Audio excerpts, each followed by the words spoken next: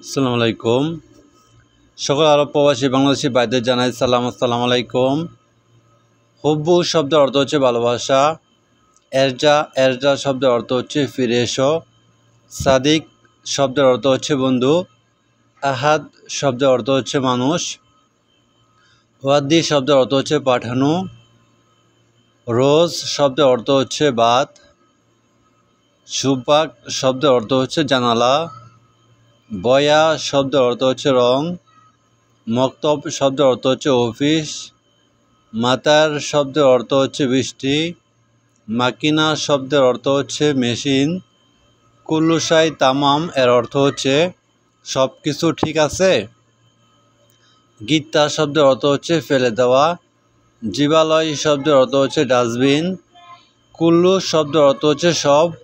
ফি শব্দের অর্থ হচ্ছে আছে।